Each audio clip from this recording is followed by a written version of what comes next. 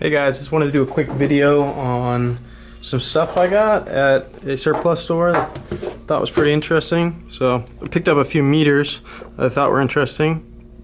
This one is made by a company, Blonder Tongue Laboratories, and it used to be used for like TV and cable signals. Like technicians would use this kind of thing to see how the systems were working. This is another little just a little voltmeter. I'm a sucker for old meters like this, so I got a few relays I thought were cool. This one was pretty interesting. It's like an old latching relay. You see that it latches. So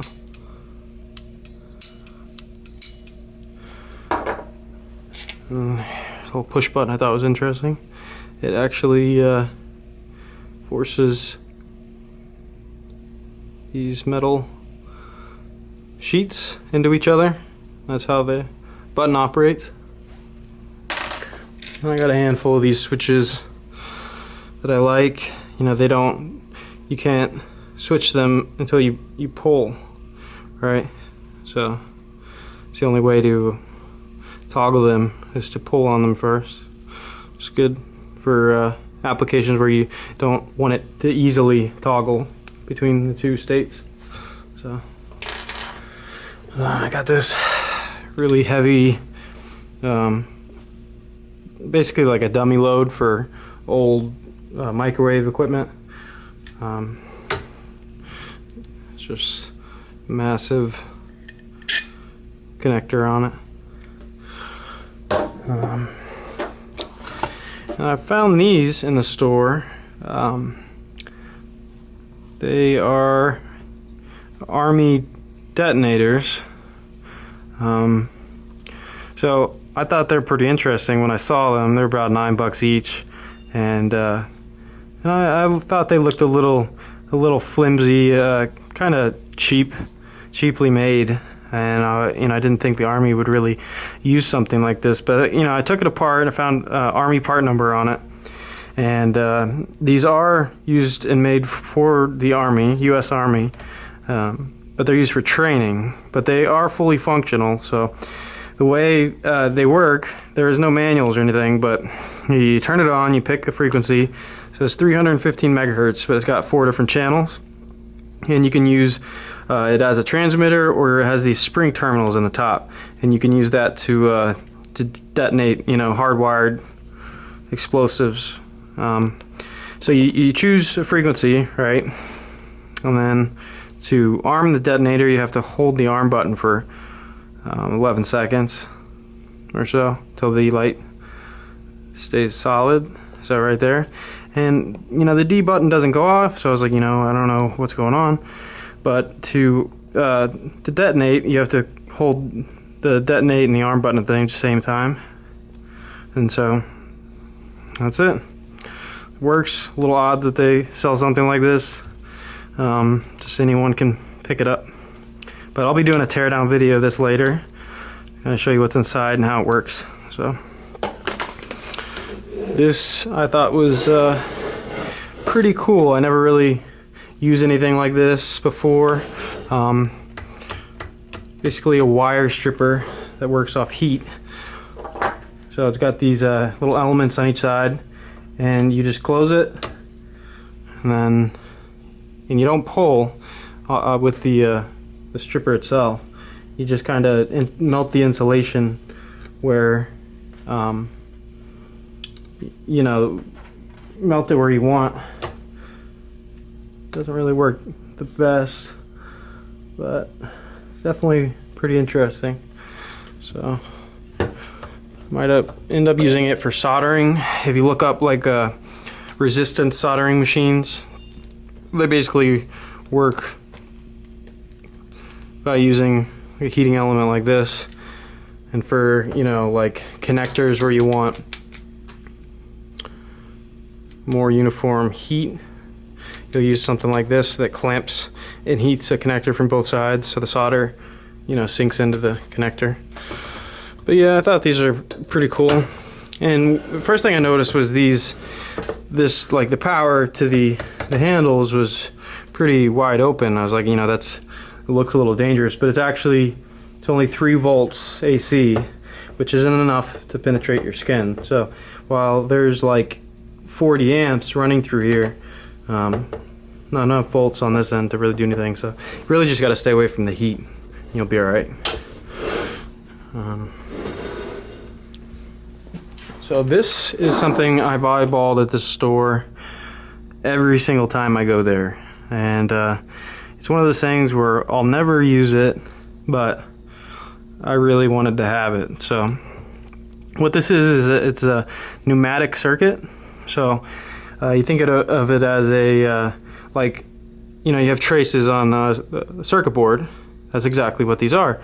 This is like a 2-layered pneumatic circuit board, and these are directional control valves, and all of these are 4-way directional control valves. But it's used in like factories and machines where you know, you don't want something with a potential to spark. So if you're in a factory that works with chemicals, right, and you know, you don't want your heavy machinery to have, you know, electricity flowing through it, because it could spark, and there's a lot of things that could happen to ignite. But they use stuff like this.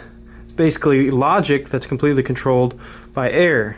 So these valves, you know, some of them will kind of operate like, you know, a NAND gate or something like that, or like you think of them, some of them as like a transistor. You know, you supply pressure to you know, 2 of the ports, another valve might open or something like that, and you'll have like areas like this would kind of act like a capacitor. You know, once that kind of pressurizes, it'll trigger something else.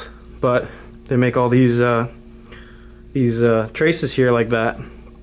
It takes longer to pressurize, but really cool stuff. And I also got just one of these directional control valves. I might try to take one apart, but if you see on each one of the control valves, so this one has 8 inlets for air, and you can see that it has a little circuit on it to kind of explain how it works.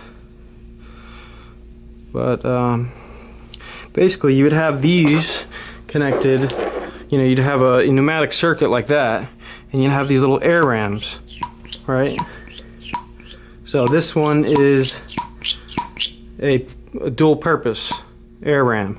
So if you supply pressure in this end, it extends this piston here, and if you supply air in this end, it pulls it back. Same thing with this one. So this one is a push-pull, dual purpose. So, you know, you put air in this one, extends the shaft, put air in this port, it retracts, it pulls, push and pulls. So this is another one. This one is actually really interesting. You have an inlet here and an inlet here, and this is just like on a rail. And I'm really curious to see how this one works. If any of you guys know or have seen one of these, it's very, very interesting, because whereas these are pretty straightforward. You know, you have a little plunger in there, kind of like a syringe, you know, and you know, when you push air through this side, it just shoves the plunger, and when you put air in here, it moves the plunger back, right? So but this one, there's definitely got to be a plunger inside this shaft here, but this part moves back and forth, but it's not connected really like, you know, these two are. So what I think might be the case is the plunger inside of this tube here might be connected to this with some sort of magnet, and that's what's, you know, helping with the movement there. But yeah, I thought that was pretty interesting. So if if any of you guys have seen these before, seen how these work, just let me know below in the comments, and I might end up taking one apart, but it's the only one I got, so I don't really want to cut it open. So, but we'll see. Alright, thanks guys. I'll be doing a video on, I'll be doing a teardown video on this Thermo Stripper and some of these military detonators. So, just please like, comment, and subscribe. Thanks.